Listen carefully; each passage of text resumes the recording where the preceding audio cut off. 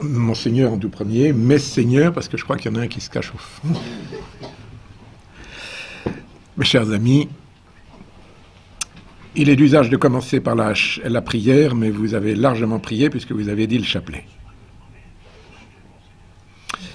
Je parlerai... Donc, nous faisons ce colloque pour voir l'avenir. Vous m'entendez bien au fond? Oui, bien, tout va bien. Nous faisons ce colloque pour voir l'avenir. Le passé a été douloureux. La page est tournée. Nous espérons que certains nous rejoindront, c'est possible. La page est tournée. Manifestement, le bon Dieu, la providence divine, nous demande de continuer, et de même que Monseigneur Lefebvre voyait l'avenir, nous de même. Pour bien voir l'avenir, une des choses les plus importantes est la constitution de l'élite. Et certainement, c'est par défaut d'élite que les choses vont mal dans la société, parce que la démocratie est anti-élitiste. C'est une machine à broyer l'élite. Et je pourrais toujours faire des discours politiques, il faut faire ci, il faut faire ça, mais ça c'est de la théorie, c'est pas de la pratique. Tandis que constituer une élite, c'est nécessairement reconquérir je ne dis pas le terrain parce que j'aime pas ce terme militaire, mais reprendre la situation en main. La notion d'élite, littré, parce que je ne connais pas d'autres dictionnaires que le littré, ce qu'il y a d'élu, élite, de choisi, de distingué. Et littré fait la remarque suivante, comparaison entre élite et fleur. Ces deux mots expriment ce qu'il y a de meilleur entre plusieurs individus ou plusieurs objets de même espèce. L'élite de l'armée ou la fleur de l'armée. Mais ils retiennent quelque chose de leur origine. Fleur emporte toujours l'idée de brillant, de l'éclat, de la beauté. Élite emporte toujours l'idée d'élection. Donc, si vous voulez, nous allons, je vous parle de l'importance de cette élite, cette fleur de la société. Mais je ne parle pas de fleur parce qu'il ne s'agit pas d'éclat de nos jours, ce n'est pas ça qui compte. L'élite, c'est ce qu'il y a de meilleur. Et je ne sais pas si je dois parler de l'élite ou des élites, parce qu'il n'y a pas un niveau d'élite, un niveau au-dessus duquel vous êtes dans l'élite et en dessous vous êtes de pas. L'élite, c'est ce qu'il y a de meilleur dans ce que le bon Dieu attend de chacun de nous. Vous pouvez avoir une élite dans les classes très humbles de la société. Et vous devez avoir une élite dans les classes même humbles de la société.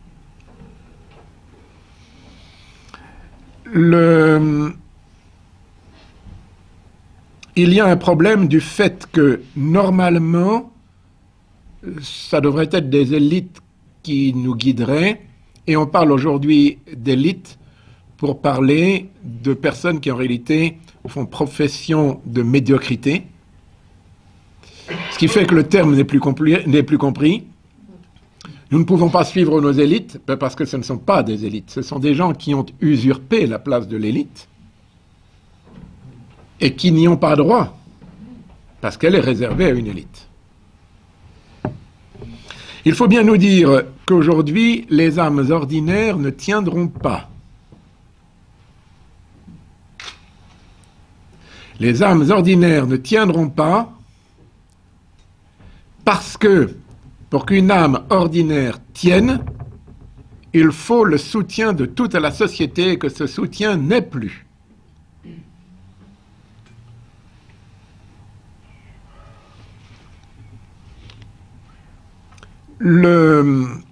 Autrefois, tout le monde allait dans le même sens.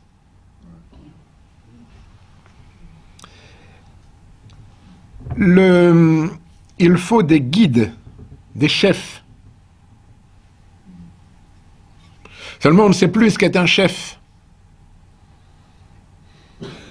On ne sait plus ce qu'est l'autorité. Et du coup, on se perd, parce que comme on n'a pas une véritable notion de l'autorité, quand on restaure l'autorité, on ne restaure pas vraiment l'autorité. Parce que on s'est mis dans la tête que le chef, c'est celui qui a le droit d'imposer sa volonté.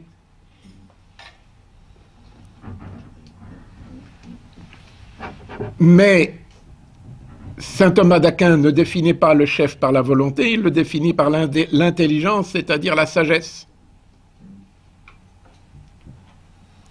Et de plus, je pense qu'on se perd à vouloir ne parler que du chef, parce qu'en parlant des chefs, on oublie toute l'élite qui a une importance considérable pour guider une société, même lorsqu'elle n'est pas chef.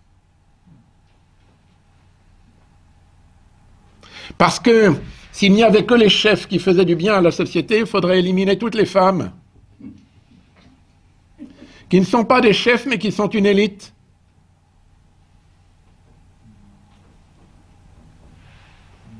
Et qu'il faut donc réfléchir, et que nous n'allons pas faire un cours de philosophie, parce que de toute façon vous auriez autant d'opinions que de participants, et que nous allons donc être beaucoup plus concrets.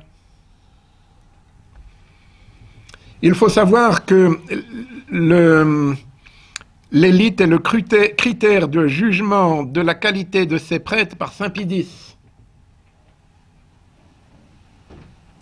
Et Monseigneur de Boismenu, évêque des Papous, c'est intéressant parce qu'on est chez les Papous. Et Monseigneur de Boismenu dit « Je jugerai mes prêtres sur la qualité des catéchistes Papous », c'est-à-dire sur la qualité de l'élite qu'ils feront sortir de la société Papou.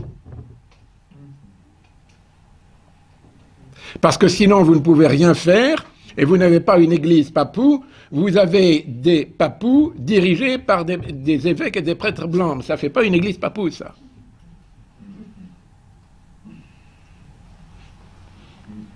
Si je prends les papous, c'est parce que nous sommes pires que des papous aujourd'hui. Parce que les papous ne divorçaient pas.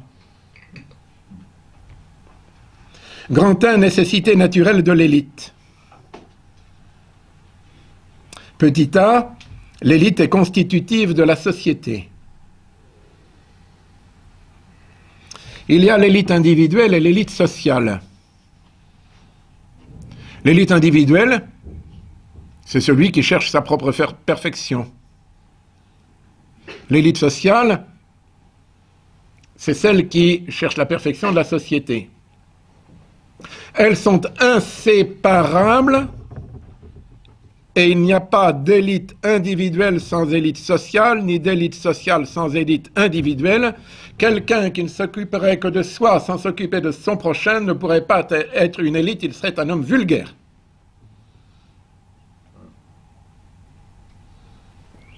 Surtout pour nous chrétiens,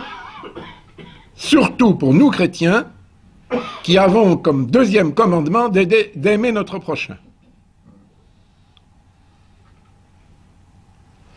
Et il faut bien que nous nous rendions compte qu'une élite qui ne se préoccuperait pas de faire monter d'autres personnes avec soi-même ne serait pas une vraie élite.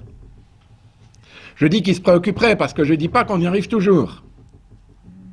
En réalité, quand on s'en préoccupe, même là où on échoue, on réussit malgré tout.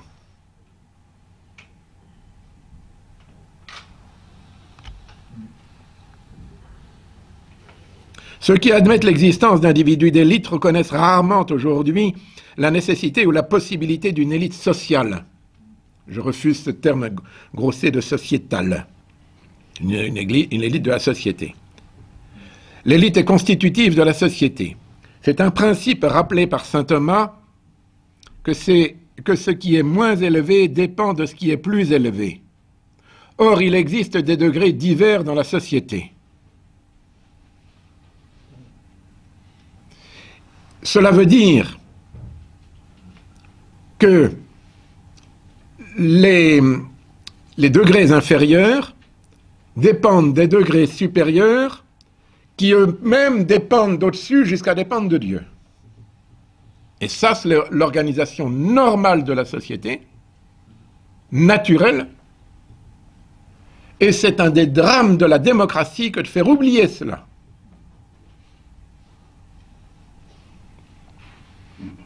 Les hommes d'élite sont des lumières, ils sont des guides, ils sont des chefs.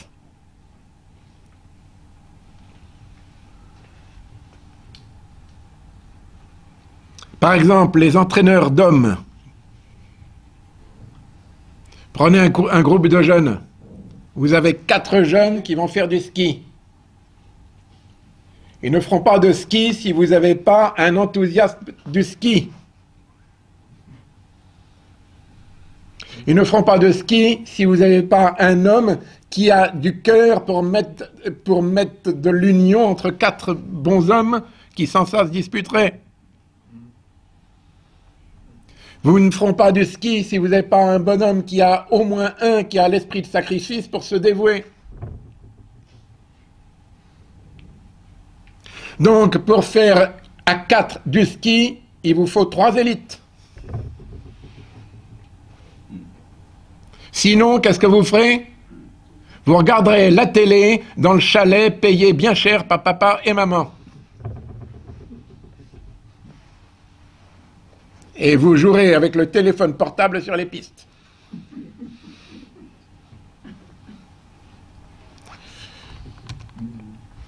Mon truc a disparu. Toute la société du Moyen-Âge est une société d'élite. Le clergé, la noblesse, le tiers-état. Et chaque élite a sa fonction. La fonction du clergé n'est pas d'être la noblesse. C'est elle qui donne l'enthousiasme. C'est elle qui donne les lumières les plus élevées. Le clergé n'est pas chef au sens propre du terme, mais il est au moins une lumière, et même plus. Et vous avez, ne croyez pas, qu'il n'y ait que la noblesse et le clergé qui soient l'élite et pas le tiers-état. Vous avez dans le tiers-état nécessairement une élite, parce que vous avez des corporations, parce que vous avez des maîtres, parce que vous avez des professeurs, parce que vous ne pourriez pas avoir une commode Louis XV sans qu'il y ait une élite qui est pensée et qui est enseignée à l'ouvrier l'art de l'ébénisterie. Sinon, qu'est-ce que vous faites quand vous n'avez plus d'élite? Vous faites du Louis XV, Louis Philippard. La seule différence entre le Louis XVI, c'est du Louis XVI, et Louis Philippe, c'est que le premier a une élite et le deuxième n'en a pas.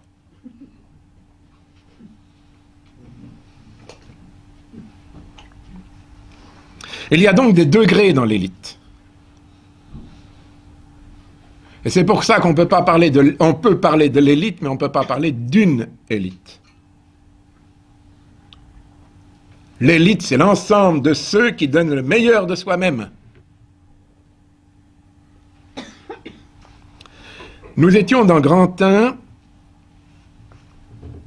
nécessité naturelle de l'élite. Après le petit A, l'élite est constitutive de la société. Je vais un peu vite, parce que je suis pris par le temps. C'est le problème des conférences par opposition aux cours. Après le petit A, l'élite est constitutive de la société. Nous avons petit b, l'efficacité de l'élite. Et là, vous avez un discours d'Abel Bonnard à l'ENA, avant-guerre. Vous attendez tous... Alors, tout le monde était conscient avant-guerre, que ce soit à droite ou à gauche, que la société n'allait plus. Tout le monde. Et tout le monde attendait le Sauveur. Et il dit, vous attendez tous le Sauveur. C'est ce qui fait que nous avons cru à Le Pen et que nous avons été déçus. Parce que nous sommes de notre époque et même nous ne croyons pas à l'élite. Même nous. Vous attendez tous le Sauveur. Premièrement, il ne viendra pas. Deuxièmement, s'il venait, il ne pourrait rien faire. Premièrement, il ne viendra pas, parce que le Sauveur est le fruit d'une élite qui est elle-même le fruit d'une élite qui est elle-même le fruit d'une élite. Deuxièmement, s'il venait, il ne pourrait rien faire, parce qu'un homme peut se coper de 10 bons hommes, de 20 quand il est un génie, mais pas de 10 000. Et que si vous voulez qu'un homme ait une efficacité sur la société, il faut qu'il soit compris par des hommes qui vont spontanément relayer son influence. Et l'on voit le maréchal Pétain qui donne la charte du travail. Et vous avez en France encore à l'époque, parce qu'il n'y a pas eu l'épuration, une élite suffisamment de qualité suffisante et de quantité suffisante pour comprendre ce que veut le maréchal et pour créer les corporations. Si vous lisez le livre 1940-44, La révolution corporative spontanée par Paillard, et vous y apprendrez aussi, entre parenthèses, le rôle néfaste de l'Église à partir de 1942. Je ferme la parenthèse.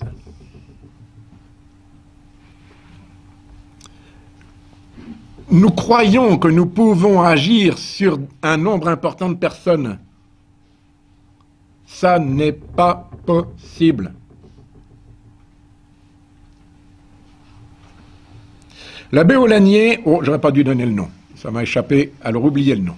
Un de mes confrères, un de mes confrères anciens supérieurs de district de la Fraternité Saint-Pédis, rentre de Pologne après avoir découvert l'œuvre de Maximilien Kolbe, et il me dit, Pivert, on fait un journal comme Maximilien Kolbe, et on va voir ce qu'on va voir. Alors ça me chauffait les oreilles. Et je lui dis, monsieur l'abbé, vous faites un article que des millions de Français voudront lire, comme des millions de Polonais voulaient lire le Saint-Maximilien Kolbe, et je vous garantis que je n'aurai pas de difficulté à vous l'imprimer. Mais commencez par écrire l'article.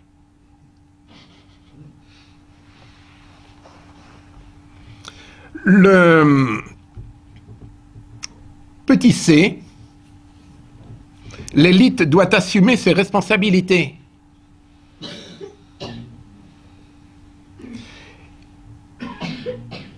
J'ai prévu dans mon texte de vous demander pourquoi, mais ça va être trop long.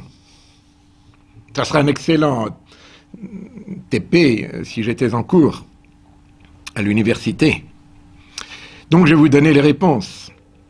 La parabole des talents. C'est celui qui reçoit 5, il rapporte 5, c'est bon, bien fidèle serviteur. Celui qui reçoit 2 rapporte 2, on ne lui demande pas de rapporter 5, il rapporte 2. Et celui qui a sauvé le 1 est condamné à la GN parce qu'il n'a rien rapporté. Et il faut croire que la chose est importante, parce que notre Seigneur Jésus-Christ reprend la parabole sous une autre forme, avec les 10 mines, les 5 mines et les 2 mines, les mines d'argent. Et vous avez la parabole du figuier. Pourquoi est-il ici, ce figuier sur lequel je ne trouve pas de fruits?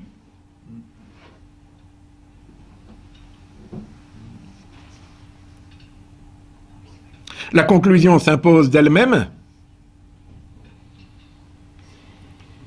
Dieu veut que l'élite prenne ses responsabilités.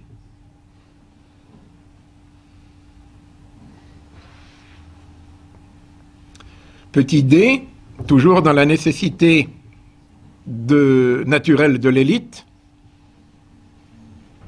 Je suis en train de vous faire un cours de philosophie. C'est important parce que la philosophie est la base de la foi. Si vous n'avez pas le socle, la statue ne tiendra pas. Si vous n'avez pas les données naturelles, et Monseigneur Williamson en a souvent parlé de cela, si vous n'avez pas les données naturelles, la foi ne tiendra pas. L'élite en temps d'épreuve, non pas en temps de crise, mais en temps d'épreuve. Parce que les épreuves sont faites pour faire ses preuves. Passer le bac, ce n'est pas une crise. Sauf pour ceux qui échouent. C'est une épreuve pour faire ses preuves. Les épreuves actuelles, qui ne sont pas une crise, les épreuves actuelles de la société et de l'Église ont été permises par Dieu pour un bien, parce que Dieu ne permet le mal toujours que pour un plus grand bien. Et arrêtons de nous lamenter. Il y en a assez. Il y en a assez.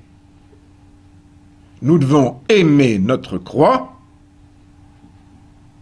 Nous devons chercher à voir ce que Dieu demande de nous dans ces temps d'épreuve.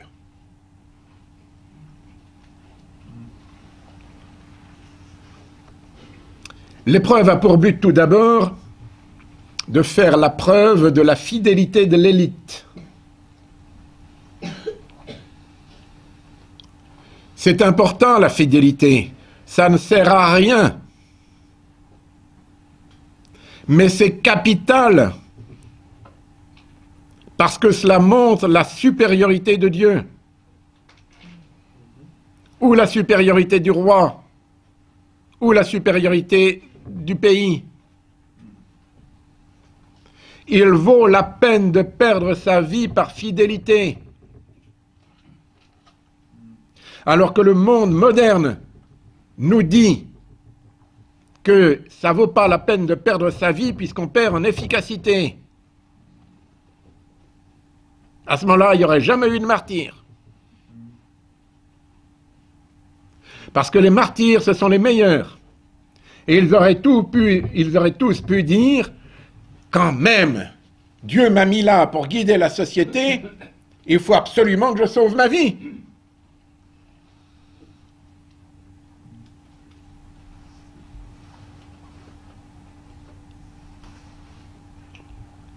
Seulement on voit que sanguis martyrum est semen Christianorum, le sang des martyrs est la semence des chrétiens, que lorsque l'élite est vraiment fidèle, naturellement, pour un qui tombe, 10 se lèvent.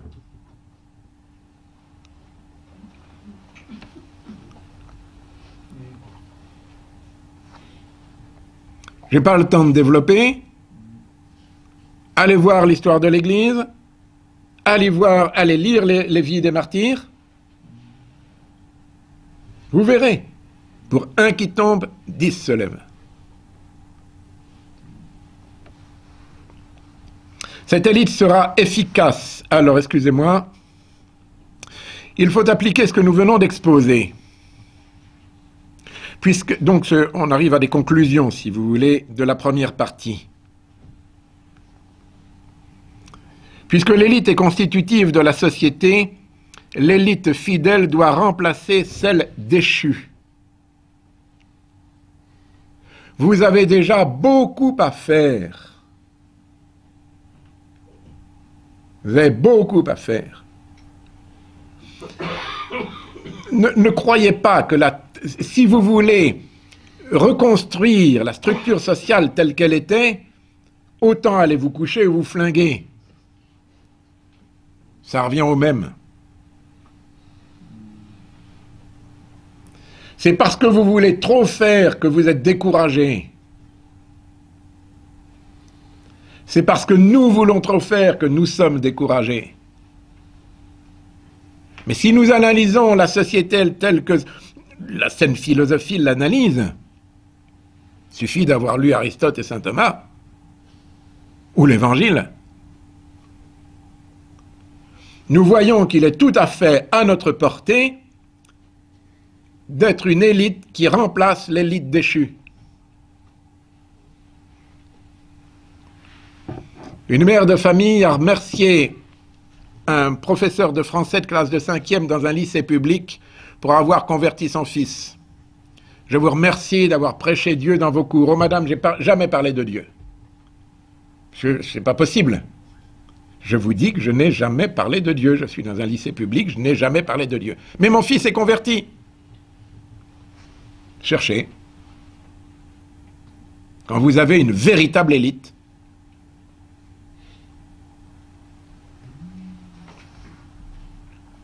je pense qu'il n'avait pas fait de cours de religion, ça c'est sûr. Avait-il prononcé le nom de Dieu? Peut-être quand même. Cette élite sera efficace, et c'est même la seule efficacité possible. Il n'y en a pas d'autre. C'est la seule efficacité possible parce que l'élite forme une élite, parce que vous préservez l'avenir, vous formez ceux qui tiendront, parce que l'élite se démultiplie, parce que pour un maître enthousiasmant, vous avez sur 10 élèves 5 qui sont enthousiasmés, et que 5 élèves enthousiasmés ramènent sur 50 copains 25 au maître enthousiasmant.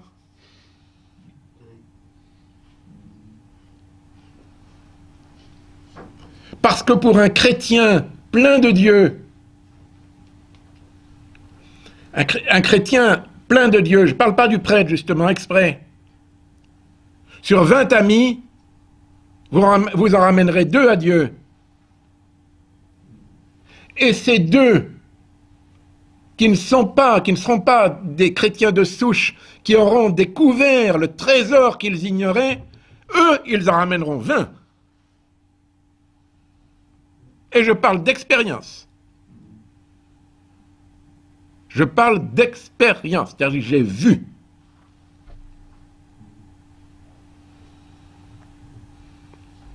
C'est la seule efficacité possible.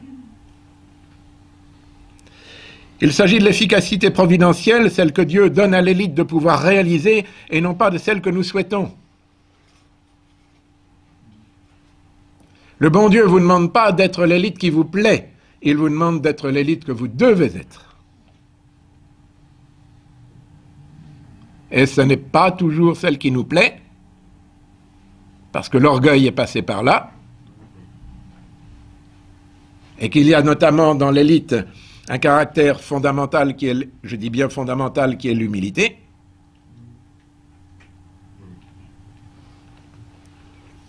C'est-à-dire que l'Église, l'élite en temps d'épreuve, sauve ceux qui doivent être sauvés, elle n'a pas pour tâche de sauver la société tout entière.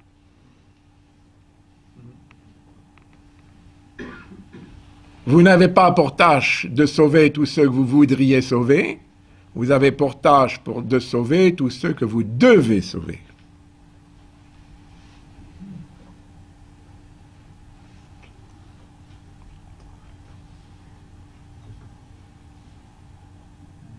Il est manifeste qu'aujourd'hui, ceux qui avaient reçu un talent ne veulent pas le faire fructifier, et il est manifeste à voir le petit nombre que nous sommes dans nos chapelles de la fidélité, que le bon Dieu, que nous aimerions sauver tous les tradis, et que le bon Dieu nous montre que c'est fini. J'exagère, je le sais, je fais exprès déjà d'exagérer pour vous faire réfléchir. N'empêche qu'il est une certitude, c'est que nous ne sauverons pas tous les tradis que nous aimerions sauver.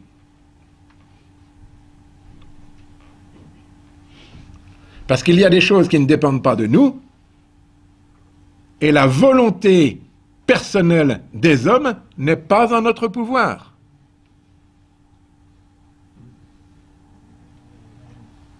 Elle est dans le pouvoir de Dieu.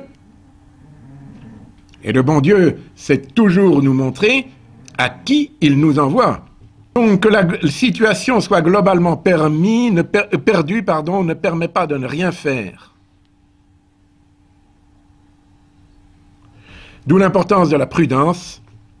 Nous allons y venir. Petit c, donc nous avons eu 3 conclusions. L'élite doit remplacer l'élite déchue, puisqu'elle est constitutive de la société. Cette élite sera efficace. Troisièmement, assumer ses responsabilités, pas celles des autres, les nôtres, d'où examen de conscience.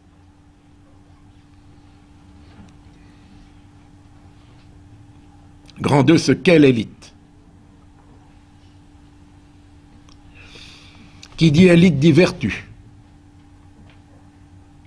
Je n'ai pas le temps de vous le prouver, mais il suffira que je vous l'énonce pour que vous voyez que c'est à l'évidence cela. Les premières de toutes les vertus, ce sont les vertus intellectuelles. Bravo. Et l'homme a une intelligence. L'homme a une intelligence.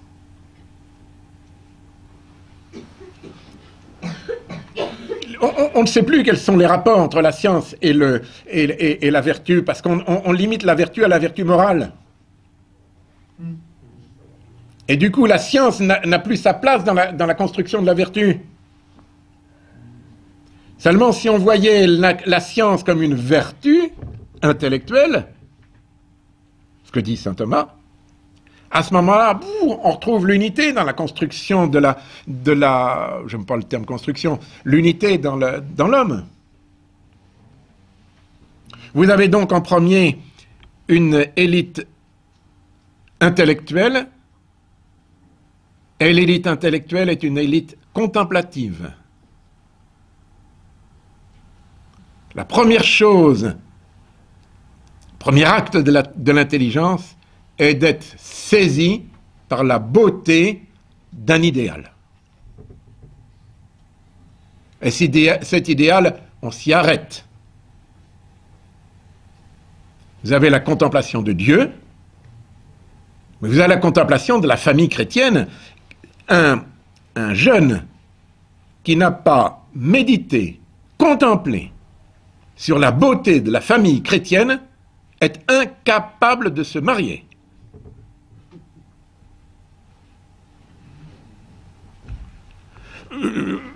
L'ébéniste contemple une armoire Louis XV pour faire de...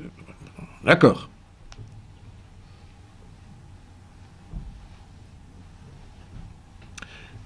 L'élite des tailleurs de pierre, l'élite des architectes, n'aurait pas été possible, ça Émile Malle le montre très bien dans ses livres d'histoire de l'art, sans la prédication du clergé qui ont inspiré leur art. Pourquoi me donnerais-je le mal de faire une cathédrale si je ne crois pas en Dieu? Pourquoi me donnerais-je le mal de fignoler une sculpture si le saint n'est pas saint? À ce moment-là, je fais de l'art déco.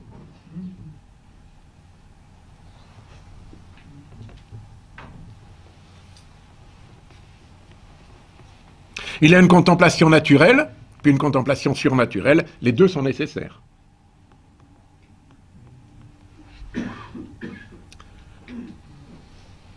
Pour nous, Monseigneur Lefebvre a été un maître. Il nous a enseigné l'importance de la foi. Or, la foi est une contemplation de l'idéal en tout premier.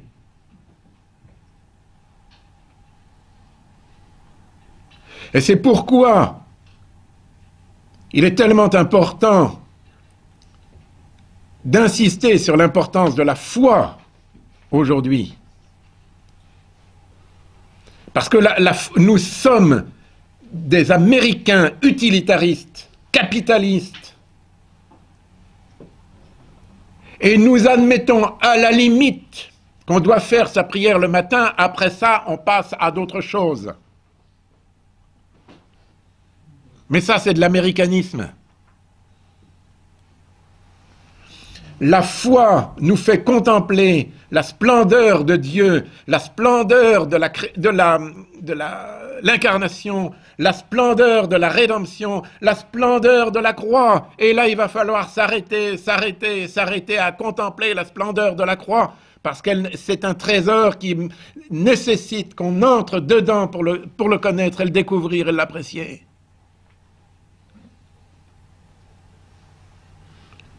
Si vous n'avez pas la foi, vous n'aurez rien. Et si vous avez la foi, y aurait-il rien d'autre, vous finirez par avoir tout. C'est pourquoi, s'il y a la foi sans la messe de Saint Pie V, la messe finira par devenir bonne.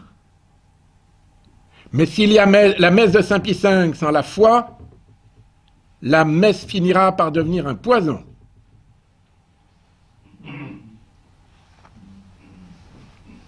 Parce qu'il n'y a pas plus dangereux à l'atelier que des outils dans les mains d'un apprenti qui n'a pas d'enthousiasme pour son art. Il se met les doigts dans les machines. La messe de Saint Pie V sans la foi est un poison. J'exagère, je sais. Je fais exprès d'exagérer. N'empêche que j'ai raison. Non, elle est valide. Elle est valide.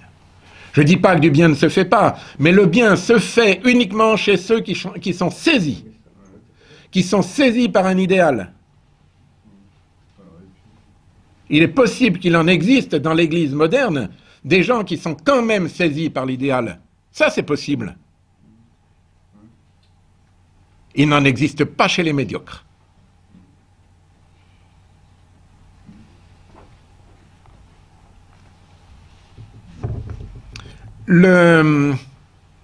Monseigneur Lefebvre nous a tant parlé de Jésus-Christ, tant parlé de la foi,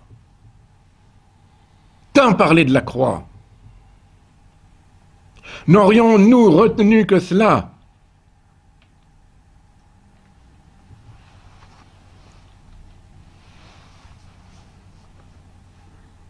J'ai commencé à faire de l'apostolat avec le frère Marcel Delacroix auprès des musulmans. Et voudrait bien savoir ce que nous sommes. Il s'est renseigné sur mon compte auprès des tradis, à Flavigny, et les tradis lui ont dit « Pivert, non, fuyez !» Alors il s'est renseigné auprès d'un prêtre qui, hélas, nous a quittés, je veux dire pas dans de bonnes conditions, et qui lui a dit « Pivert, homme sérieux, vous pouvez faire confiance. » Il est un petit peu déboussolé, parce qu'évidemment, ça ne l'éclaire qu'à moitié.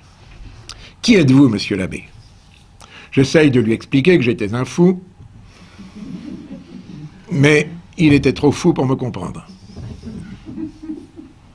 Alors il me pose la question, « Monsieur l'abbé, mais pourquoi le frère Marcel Delacroix vous suit-il » Je lui dis, « Vous savez ce que c'est qu'une vocation, vous êtes capable de comprendre qu'on puisse avoir un appel de Dieu, il est musulman. Enfin, un musulman baigné de christianisme. Une espèce de maurassien, si vous voulez. Vous êtes capable de comprendre qu'on puisse recevoir un appel de Dieu. » Ah, il me dit ça, oui, ah oui. Je lui ai dit, vous voyez, le frère Marcel Delacroix a reçu un appel de Dieu. Alors tout naturellement, il est allé voir des prêtres sages. Et il a constaté que ces prêtres sages ne lui donnaient pas l'amour de la croix.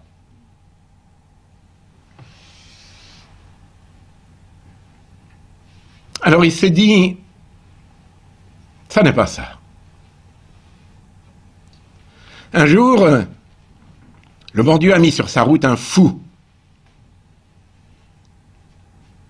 au sujet de qui les traditionalistes disent les pires vilainies. Et ce fou lui a mis à chercher à lui mettre dans le cœur l'amour de la croix. Et il a dit, ce fou est un sage.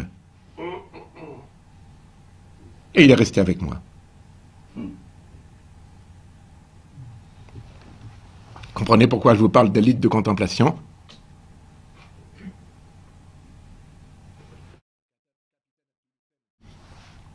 qui a un flux de bouche qu'il est difficile d'arrêter, était comme ça.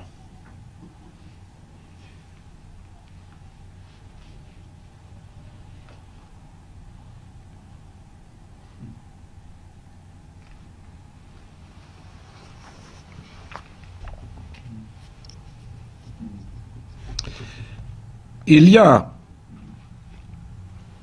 une élite des vertus morales. Et la première vertu morale, c'est la prudence. Comment vais-je m'y prendre?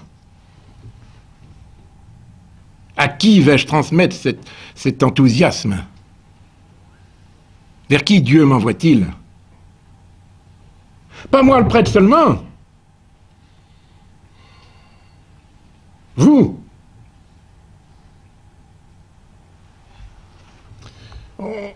On ne s'arrête pas assez pour construire la maison, et on construit sur du sable.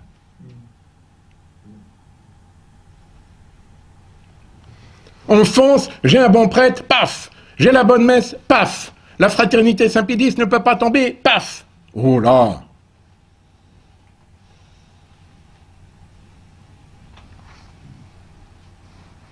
J'ai un fidèle en Alsace. Après une petite conférence, il prend la parole pour expliquer à tout le monde. Il dit, moi, je ne suis pas l'abbé Pivert. J'ai constaté que l'abbé Pivert m'éclairait et je suis la lumière. Et je lui dis, bravo monsieur, c'est un de beaux compliments que vous me faites. Je ne cherche pas à ce qu'on me suive.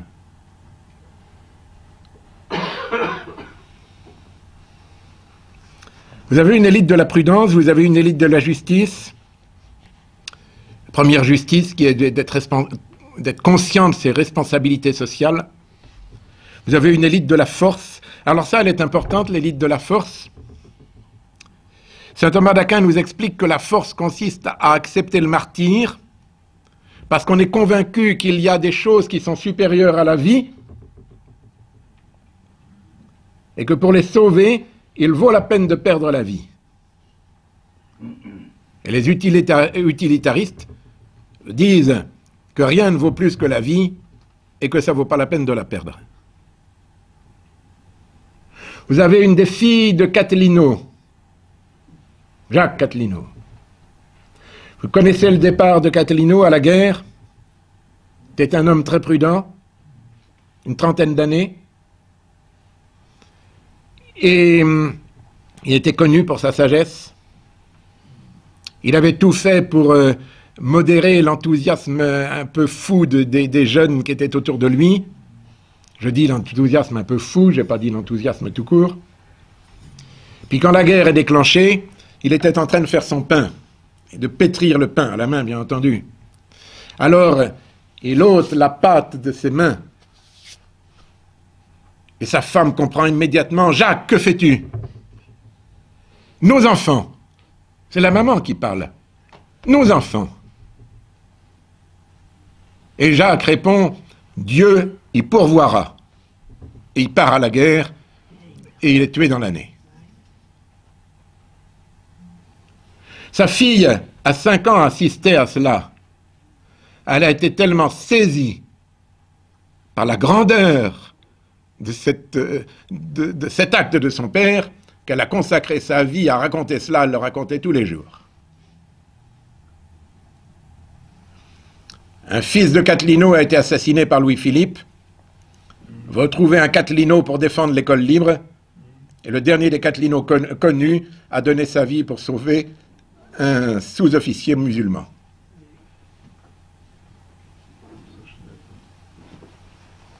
Gérard. Nous avons peur. Nous avons peur de perdre nos écoles. Nous avons peur de perdre nos chapelles. Nous avons peur de perdre nos prêtres. Nous avons peur de perdre nos amis.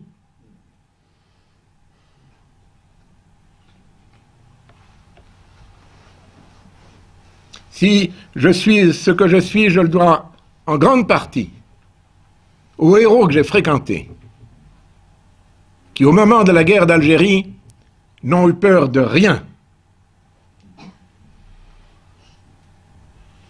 Et quand j'ai dû quitter la fraternité Saint-Pédis, je n'ai pas eu, grâce à Dieu, d'hésitation, mais j'ai réfléchi. Et je me suis dit, si tu avais une hésitation, tu ne serais pas digne de ces héros que tu as connus.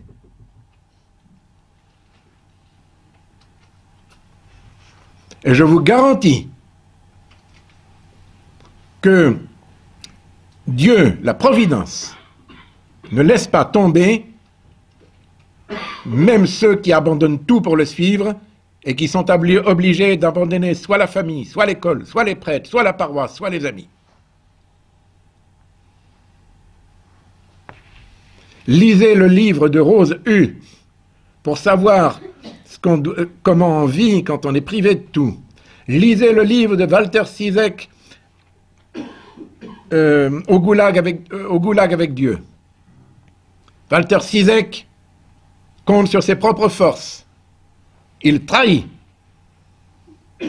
Il fait un examen de conscience et il se rend compte que c'est parce qu'il a compté sur ses forces qu'il a trahi. Désormais, il acceptera ce que Dieu lui impose et c'est là que c'est l'ascension vers la sainteté. N'ayez pas peur de perdre les écoles. Vous ne pourrez pas de toute façon sauver vos enfants contre Dieu, contre la providence, contre l'épreuve à laquelle Dieu veut les soumettre. On ne lutte pas contre Dieu. S'il faut quitter l'école, vous quitterez l'école. S'il faut quitter la paroisse, vous quitterez la paroisse. S'il faut quitter les amis, vous quitterez les amis. S'il faut perdre le prêtre, vous perdrez le prêtre. Toutes choses qui sont bien plus difficiles que de perdre la vie.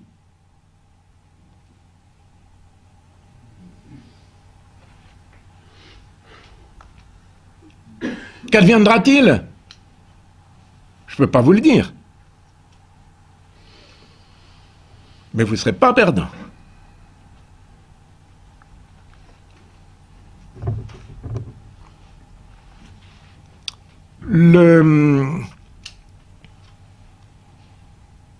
À partir du moment où on a peur, c'est qu'on cesse d'être fidèle à Dieu.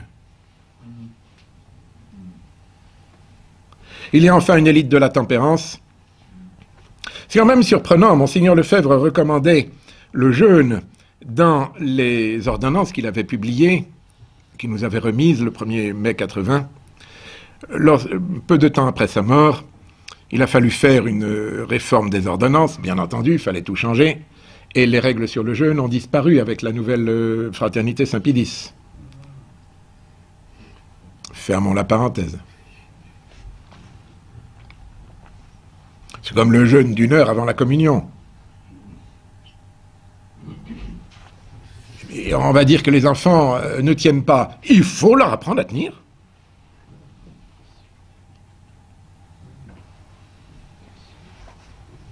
C'est tout. Grand 3, l'action de... la formation de l'élite... ça se fait tout naturellement si vous avez compris ce que je vous ai dit. Il faut former des hommes autonomes.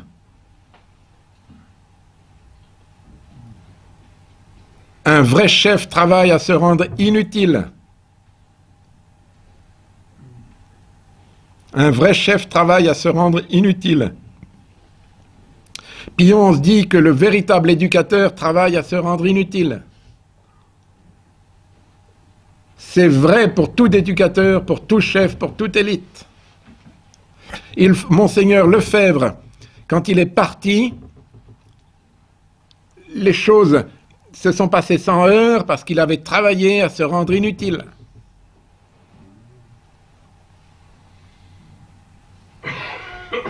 C'est-à-dire en faire en sorte qu'il y ait suffisamment qu'il l'ait compris pour poursuivre sans heurts. Ils n'ont pas été fidèles, c'est une autre affaire. L'action de l'élite. Vous avez un devoir, donc grand 3, l'action de l'élite. Petit a, devoir d'efficacité, maintenant on applique. Hein. Le danger du seul apostolat de la prière. Le danger du seul apostolat de l'exemple. Quand je parle d'apostolat, tout le monde me répond « Ah oui, l'apostolat de l'exemple ». Il y en a assez. Oui, il y a un apostolat d'exemple, mais cet apostolat de l'exemple ne supprime pas l'apostolat de l'efficacité. Il ne faut pas se réfugier dans la paresse sous prétexte d'apostolat de l'exemple. Et il ne faut pas se réfugier dans la paresse sous prétexte d'apostolat de la prière. Notre Seigneur passait les nuits à prier, mais les journées à prêcher.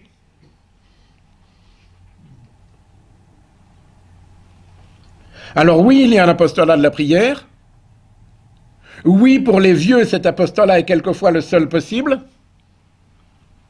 Si vous êtes sur un lit d'hôpital, vous n'aurez pas d'autre apostolat. Mais pour ceux qui ne sont pas vieux et pas sur un lit d'hôpital, l'apostolat de la prière a pour but de rendre, de mettre dans les mains de Dieu l'apostolat de l'action.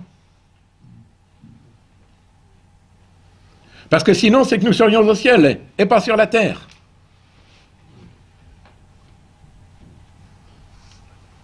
Faisons bien attention à cela. Et vous n'avez pas besoin de mission pour faire l'apostolat de l'action.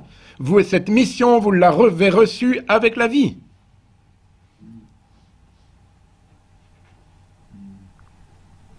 La solidarité dans la société, elle est reçue avec la carte d'identité française.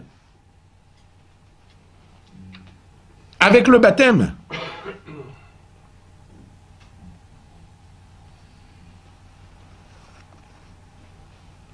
La prière est au service de l'efficacité par la contemplation. La contemplation est tout en haut.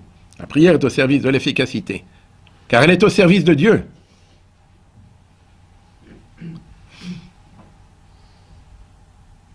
Donc vous avez le devoir d'aller là où on édifiera où vous édifierez le plus et le mieux le royaume de Dieu.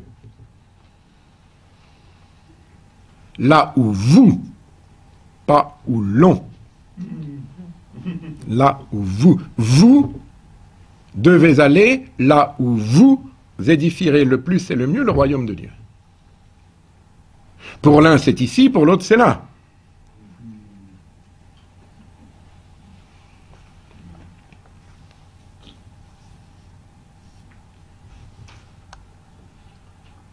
Rappel, l'efficacité est non pas pour sauver la situation, mais pour faire le mieux possible dans la situation ce que nous avons à faire. Nous ne sommes pas les maîtres, mais nous devons être de bons serviteurs. Par exemple, dans une bataille, l'officier n'a pas à sauver la situation, il a à tenir le mieux possible sa position, l'officier subalterne. Ainsi, il sert beaucoup mieux le bien commun que s'il voulait se mettre au niveau qui n'est pas le sien. C'est pour ça que nous ne sommes pas sédévacantistes, le bon Dieu ne nous a pas demandé de résoudre le problème du pape. C'est aussi simple que ça. Avec ses chasseurs, Drian a sauvé la France, déclara le maréchal Pétain. C'est-à-dire que Drian était une élite qui, avec 2000 chasseurs, a tenu tête à 10 000 Allemands. Il est resté, je ne sais pas s'il en est resté 100. Ça a suffi pour que les troupes de secours puissent arriver, puisqu'ils ont tenu 2 jours. C'est ce qui a sauvé Verdun. Sauver Verdun, c'était sauver la route de Paris, donc sauver la France.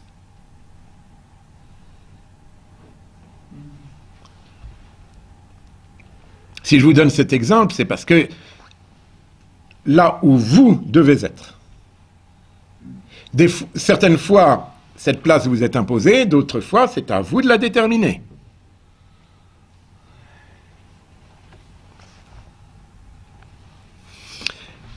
Petit b, l'efficacité des groupes de prière. Padre Pio demandait de fonder des groupes de prière. Maintenant, ça devrait être plutôt des groupes d'amis. Monseigneur Williamson a parlé de l'amitié, de la nécessité de l'amitié. Là, vous n'aurez pas d'efficacité si vous êtes des hommes seuls agissant sur des hommes seuls. Vous aurez de l'efficacité si vous êtes des hommes soudés par l'amitié, créant des groupes d'amis.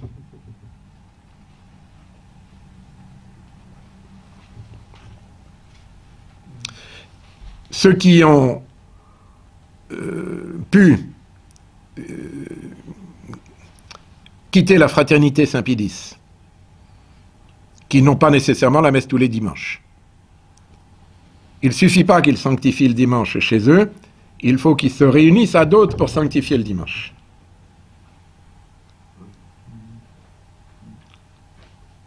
Parce que d'abord, tout seul, c'est difficile, et puis parce qu'en se réunissant à d'autres, alors là, on est efficace.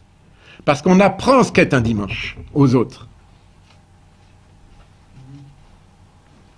On enseigne ce qu'est un dimanche. Parce que la loi de Dieu, c'est pas la messe. La loi de Dieu, c'est de consacrer le dimanche à la contemplation.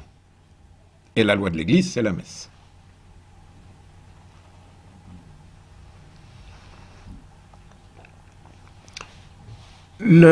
J'appelle ça des kisses, pour reprendre les termes des papous, qui ne pouvaient pas dire catéchistes, donc ils disaient des kisses. Donc je dis des kisses pour que vous ne croyiez pas qu'il s'agit seulement d'être catéchistes qui enseignent le petit livre du catéchisme. Former des groupes qui vivent leur vie chrétienne avec un ami, deux amis, trois amis.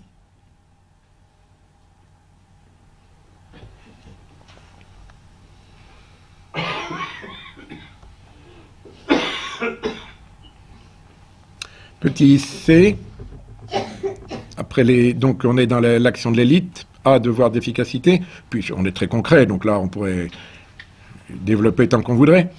Petit b, les kisses, petit c, aller au carrefour des chemins. Notre Seigneur avait invité les invités aux noces. Puis il y en a un qui est pris par son commerce, l'autre par son mariage, c'est très bien de se marier, mais il y a un temps pour tout. Le troisième par je ne sais plus quoi, son chant. Alors le maître envoie ses serviteurs au carrefour des chemins. Et là on va trouver des mendiants, des boiteux, des aveugles, des pauvres types. Allez, ramenez-les, parce que les invités aux noces n'étaient pas dignes. Allez au carrefour des chemins. N'ayons pas peur d'aller au carrefour des chemins. Si les enfants sont mis dehors des bonnes écoles, Deo gratias, ils iront au carrefour des chemins. Et eux qui étaient paresseux et orgueilleux au milieu des tradis vont être obligés de découvrir ce que c'est que de faire de l'apostolat au milieu de gens qui sont peut-être pas plus mauvais qu'eux, simplement qui ont moins de chance qu'eux, mais qui ont la chance de voir des tradis qui sont capables de leur faire du bien maintenant.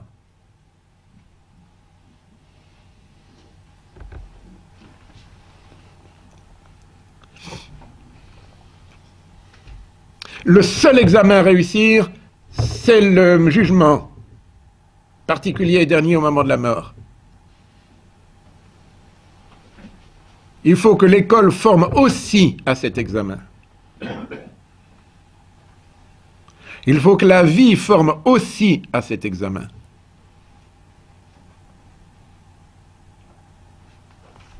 Je n'ai pas dit qu'il fallait négliger le reste. Chaque chose a sa place. Or, le combat de rayonnement de la foi dans un lycée laïque forme excellemment bien à l'examen final. Là aussi, je parle d'expérience, j'ai vu.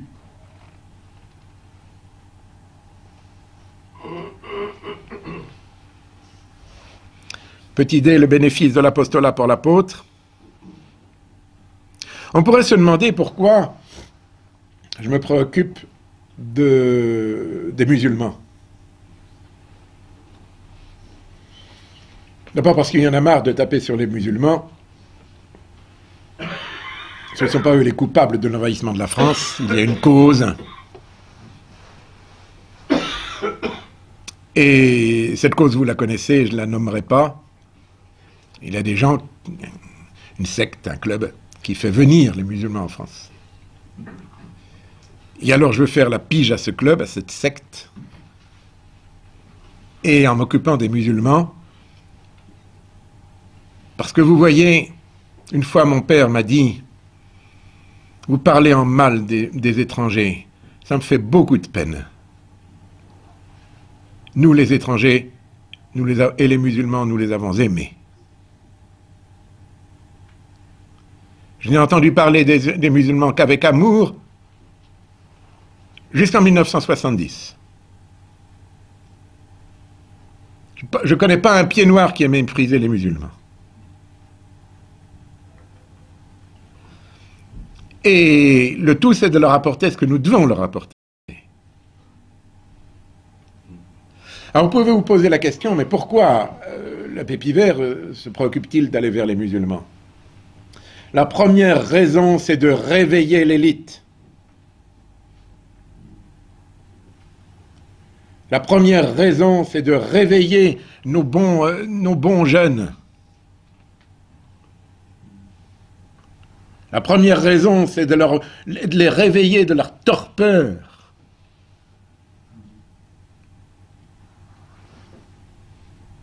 En plus, c'est en principe sans danger. Puis pour les quelques cas où il y a du danger, ben on ne les envoie pas. La deuxième raison, c'est que nous allons au carrefour des chemins, puisque les invités aux noces ont refusé l'invitation. Sachons ouvrir les yeux. Je ne sais pas si cela réussira, mais même si cela ne réussit pas, ça ne sera pas un échec. Parce que si ça ne réussit pas ici, ça réussira ailleurs.